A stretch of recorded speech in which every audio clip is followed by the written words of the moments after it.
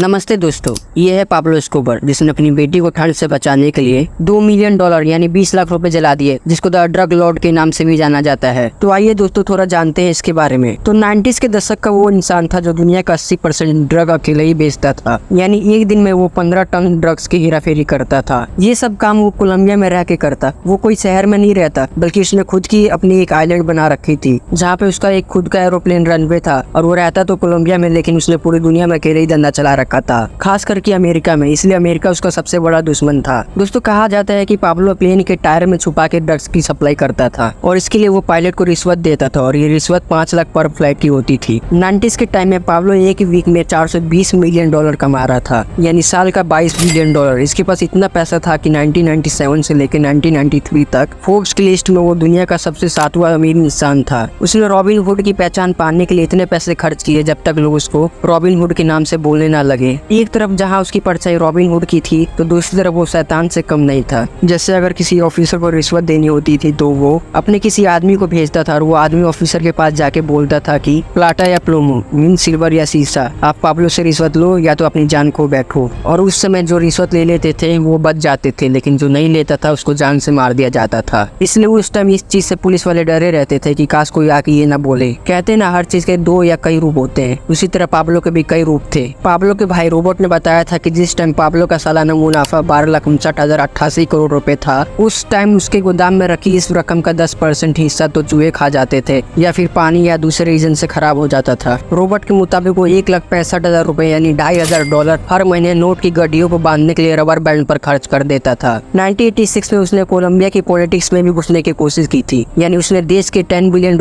यानी 5.4 खरब रुपए के राष्ट्रीय कर्ज को चुकाने की मांग रखी थी। इसका मतलब अगर पाब्लो अभी जिंदा होता तो शायद पाकिस्तान का भी कर्जा चुकाने के लिए वो तैयार हो जाता। मजाक कर रहा हूँ पाकिस्तान दोस्तों, सीरियस मत लेना। खैर 1992 और 93 के टाइम वो पुलिस से डर के भागता था, और वो जहाँ जाता था अपनी फैमिली को साथ लेके जाता था। एक दिन जब वो अपनी फैमिली के साथ किसी जगह छुप रखा था, तो उस टाइम उसकी बेटी को ठंड लगने लगी, बट वहाँ पे ऐसा कोई चीज नहीं था जिससे आग लगा सके। तो उसने अपनी बेटी को ठंड से बचाने के लिए $2 मिलियन के नोट को ही जला दिया। जिस टाइम लोग खाने के लिए मरते थे, उस टाइम ये इंसान पैसे से अपनी बेटी को ठंड से बचा रहा था। तो अब आप अंदाजा लगा ही सकते हैं कितना अमीर होगा। लेकिन 2 दिसंबर 1993 को जब कोलंबिया पुलिस उसको मारने के लिए इसके घर में घुस गए, इसलिए वो छुपने के लिए छत पे भाग रहा था, तभी पुलिस के गन शॉट से उसको गोली लगने के कारण मौत हो गई, और 44 साल की उम्र में दुनिया को छोड़ के चल गया। बट कुछ लोगों का कहना ये भी है कि उसने खुद को अपने आप को गोली मारी थी। अब जो भी हो, लेकिन दुनिया को सबसे खतरनाक आदमी जिसने अमेरिका तक की पुलिस के नाक में दम कर दिया था, वो मारा गया। दोस्तों इस वीडियो में इतना ही। अगर वीडियो पसंद आए तो लाइक और सब्सक्राइब कर देना। एंड तक वीडियो देखने के लिए धन्यवाद। नमस्ते।